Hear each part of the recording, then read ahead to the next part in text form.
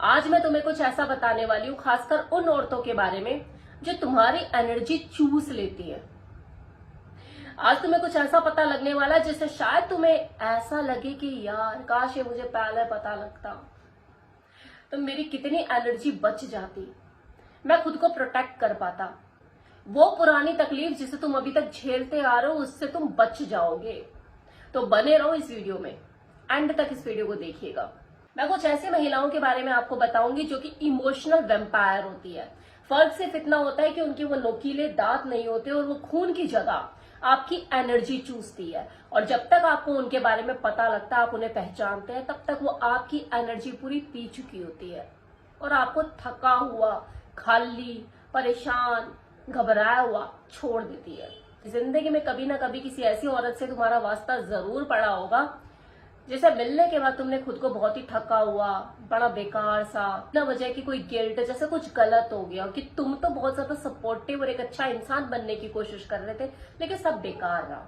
ये वही औरतें होती है जो कि हर जगह मौजूद होती है अपने अगले शिकार के लिए, अपनी इमोशनल फीड के लिए। बस उनका चेहरा ही बदलता है, एनर्जी वही रहती है। ऐसी औरतें खुद की इमोशनल एनर्जी डेवलप नहीं करती बल्कि वो दूसरों की इमोशनल एनर्जी चुराती है। औरतों को प्रोवाइड करना, प्रोटेक्ट करना ये अच्छी बात है, लेकिन बहुत सी औरतें आपकी इसी स्ट्रेंथ को आपके खिलाफ यूज करती हैं। हेल्प करने की चाहत को वो तुम्हारी कमजोरी बना देती हैं। वो खुद पर नहीं जीती बल्कि तुम्हारे इमोशंस पर जीती है। तुम्हारी अटेंशन, तुम्हारी केयर, तुम्हारी प्रोटेक्शन, तुम्हारी सिंपैथी, ये ही उसका खाना है। ऐसी औरतें खुद अपनी खुशी नहीं बनाती, वो बस ऐसे मर्दों की तलाश में रहती है जिनमें थोड़ी बहुत भी रोशनी बाकी है और धीरे धीरे फिर वो उसी रोशनी को पूरी खींच लेती है। तो ऐसी औरतों को पहचानने का पहला साइन क्या है कि उससे बात करके आपको गिल्ट सा महसूस होगा, बिना वजह के ऐसा लगेगा कि यार मैं इसके लिए कुछ कर पाता।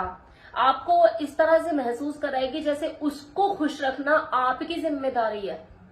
जस्ट विद इन 5 और 10 मिनट्स आपको ऐसा लगेगा मैं इसके लिए कुछ और ज्यादा कर सकता, मैं क्यों नहीं कर पा रहा, और आप उसके लिए मेहनत और एफर्ट्स करने लग जाओगे। क्योंकि जब कोई मर्द गिल्ट महसूस करता है ना, तो वो देने लग जाता है और यही उस औरत का हथियार बन जाता है। दूसरा साइन जिससे तुम उसे पहचान सकते हो कि वो हर कहानी की विक्टिम होती है। जब भी तुम उसको कुछ हेल्प करने की कोशिश करते हो, उसकी मदद करते हो, कि सब बेकार हो जाता है। आप उसे सपोर्ट देते हो, वो एक्सक्यूज बता देती है। आप उसकी प्रॉब्लम को सॉल्व करने के लिए अपना दिन, टाइम, अपनी नींदें तक देते हो, सब कुछ दे देते हो, लेकिन हर हफ्ते उसका वही नया ड्रामा, वही आंसू, वही परेशानियां। एक्चुअल में वो सॉल्यूशन चाहती नहीं है, वो तो बस आपकी इमोशनल एनर्जी चाहती है। वो स्ट्रगल जो तुम उसकी प्रॉब्लम को सॉल्व करने में लगाते हो, वही तो उसकी इमोशनल फीड है जिसे वो चाहती है, और यही चाहती है कि तुम इस प्रोसेस में लगे रहो और खुद को खो दो। तीसरा साइन, वो खुद को कभी रियल दिखाती ही नहीं है, वो हमेशा कोई ना कोई रोल ही प्ले कर रही होती है। कभी बेचारी, कभी मिसअंडरस्टूड, कभी ड्रामेटिक। उसकी बातें तुम्हें रियल कम और परफॉर्मेंस ज्यादा लगेगी और धीरे धीरे तुम भी इस बात को समझ जाओगे कि हाँ, ये तुम्हारे दिल के साथ नहीं बल्कि तुम्हारी इमोशनल एनर्जी के साथ जुड़ी हुई है। तुम उसे कभी जान ही नहीं पाओगे क्योंकि वो तुम्हें कभी जानने का खुद को मौका देगी ही नहीं। लेकिन फिर भी अगर आप सुपर स्मार्ट हैं और थोड़ा सा भी ध्यान देंगे तो उसका जो चेहरे पे मास्क है ना, वो लगा हुआ गिर जाएगा। जहां पर इमोशन दिखाना है वहां वो कैलकुलेशन दिखा देगी और जहां पे दर्द दिखाना है वहां पे वो परफॉर्मेंस दिखा देगी। नाउ फोर्थ साइन ऐसी औरतों को पहचानने का, कि वो तुम्हारी सच्चाई को तुम्हारे खिलाफ ही इस्तेमाल करेगी। शुरुआत में वो तुम्हारे ड्रीम्स, तुम्हारे फ्यूचर प्लानिंग, तुम्हारे पास्ट एक्सपीरियंस सबको जानने की इच्छुक होगी और तुम बताते भी चले जाओगे उसे ये सोचकर कि यार कोई तो मिला मुझे समझने वाला। आप अपनी पूरी पास्ट, फ्यूचर प्लानिंग, प्रेजेंट सब कुछ उसके सामने खोल दोगे। लेकिन कुछ हफ्ते, कुछ महीनों के बाद तुम्हारी कही हुई वही बातें, वो चाइल्डहुड ट्रॉमा जिससे तुम गुजरे, वही उसके लिए हथियार बन जाता है तुम्हें गिराने के लिए। वो इनसिक्योरिटी जो तुमने कभी उससे शेयर कर दी, वो तब दबाती है जब उसे तुम्हें दबाना हो, तुम्हें कंट्रोल में लाना हो। जिस ड्रीम को लेकर तुम अपने इतने एक्साइटेड थे, अपने फ्यूचर प्लानिंग को लेकर इतने एक्साइटेड थे, जिसके बारे में तुमने इतने खुश होकर उससे बात करी, अपनी हर चीज शेयर करी, वो उसे इंसल्ट करेगी, खासकर तब जब उसे तुम्हें चोट पहुंचानी हो। वो तुम्हारे साथ कोई इमोशनल कनेक्शन नहीं बना रही होती है बल्कि एक मैप तैयार कर रही होती है तुम्हारी वीक पॉइंट्स का।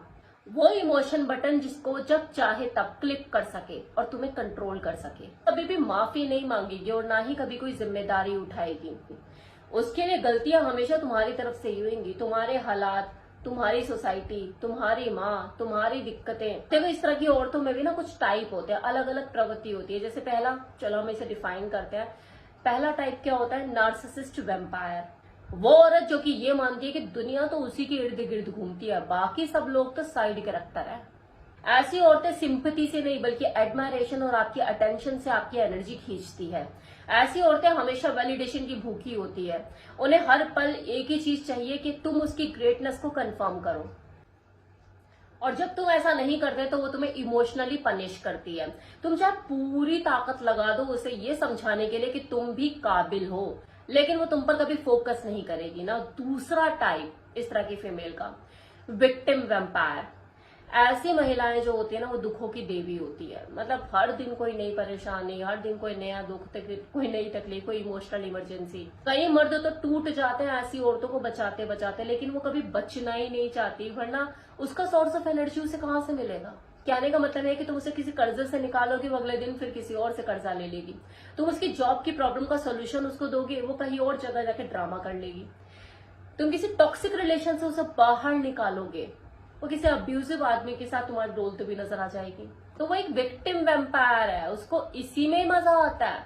वो जो केओस है उसे उसी में संतुष्टि मिलती है, वही उसका खान पीन है। Now third type is controller vampire. तुम ऐसी महिला के लिए कुछ भी कर लो, कभी इनफ नहीं होगा। वो हमेशा तुम्हें क्रिटिसाइज करेगी, नहीं तो कोई ना कोई डाउट छोड़ देगी। ऐसा क्यों, वैसा क्यों, ऐसा भी तो हो सकता था, वैसा क्यों नहीं। हमेशा तुम्हें कम महसूस कराएगी ताकि तुम उसके अप्रूवल के पीछे भागते रहो, जो कि तुम्हें कभी मिलने वाला नहीं है। Control vampire. Now fourth is critic vampire. ये नेगेटिविटी पर पलती है, हर चीज में कोई ना कोई फॉल्ट, कोई ना कोई दोष ढूंढती है। तुम उसके लिए कोई अच्छा रेस्टोरेंट चूज करो, वो बेकार है। तुम कोई अच्छी मूवी दिखाने के लिए लेकर जाओ, बोरिंग है।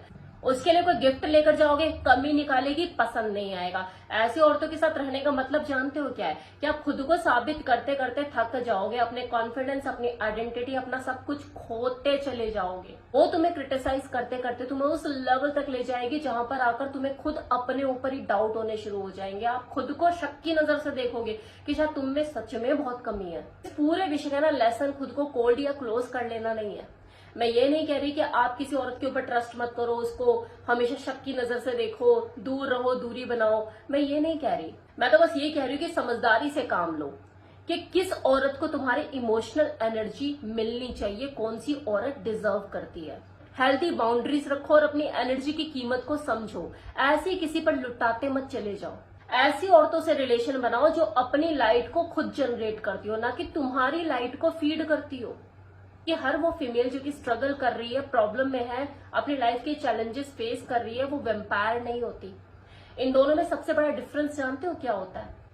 डिफरेंस होता है उनकी एनर्जी में। एक हेल्दी माइंडसेट की जो फीमेल होगी ना, वो आपसे मदद लेगी, लेकिन वो उस मदद को लॉन्ग टर्म में यूज करेगी खुद को डेवलप और इम्प्रूव करने के लिए। उस वैम्पायर औरत की तरह नहीं जो मदद को तो मदद भी नहीं समझेगी और दूसरे और क्राइसिस आपके सामने लाके खड़े कर देगी। तो एक हेल्दी फीमेल जो हेल्दी माइंडसेट रखती हो, भले वो फिर प्रॉब्लम में हो, दिक्कत परेशानी में हो, जो अपनी शर्तों पर जीती हो, उसके लिए प्रोवाइडर बनना, प्रोटेक्शन उसको देना कुछ गलत नहीं है। यह आपको उसकी नजरों में और उठाने का काम करेगा। यहाँ पे आपको ये डिफरेंस समझने की जरूरत है, आपको उसकी एनर्जी पहचानने की जरूरत है। जिस दिन आपने एनर्जी पहचाननी शुरू कर दी ना किसी भी इंसान की, आप खुद को उतना ही ज्यादा सेफ एंड सिक्योर पाओगे, फिर वो चाहे मेल हो या फीमेल।